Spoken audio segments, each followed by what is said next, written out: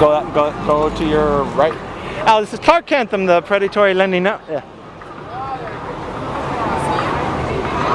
Okay, I am recording.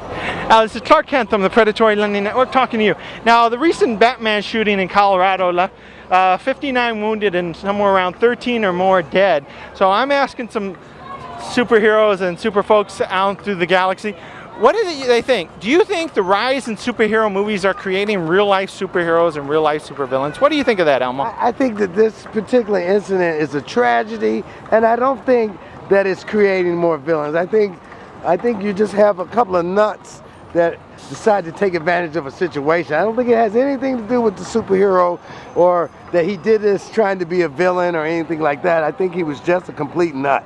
And it's just another example. At least this time, this fool did not kill himself. You know, usually they do all of this shooting and then they kill themselves and we don't know what to think. But the fact is, we know that he's gonna get whatever's due to him, but it's so stupid because the government is probably going to study him because he turns out to be a real smart guy. Now, I recently watched a video with Morgan Freeman about can we eliminate evil by doing like brain scans and stuff like that. Now, do you think he's going to be studied? What do you think we can learn from him, you know, since you think he'll be a subject of study? They're going to study him because he was so smart to concoct such a deal and plan it out. And I guess he was studying neuro something, so forth. So yeah, I'm sure something can be learned about him. So maybe we might be able to pick out something so it won't happen again. Or at least some kind of traits or something to see if he does have some kind of traits that make that something in it that's done in everybody. Now, you say learn from it. What can the average person, you know, not necessarily studying them, but what can the average person learn from this? To be much more safer. Wait. Let them go through. Now, what can the average person learn from this? I think that the average person can learn from this is to be careful everywhere you go.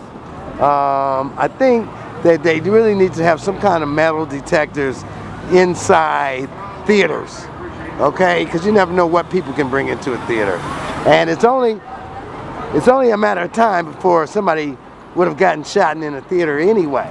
So I think they have to start thinking like the people when they get in they do a metal detector in a concert, they do it at a ballpark, they might as well do it in a theater. It's still 200 or 300 people, you never know, somebody could go off. Okay.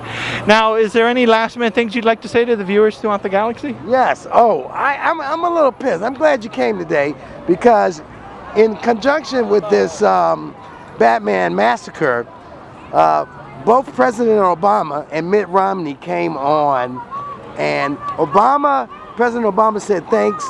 He said it could have been his two daughters at the movies, and he said the family really has to reach out.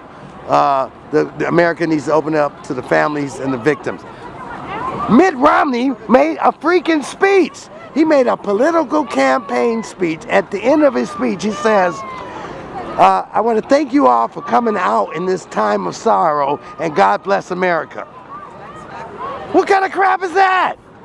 I want to thank you for coming out in this time of sorrow. This is not a political opportunity for Mitt Romney. So, one more example, vote Obama. Re-elect Obama.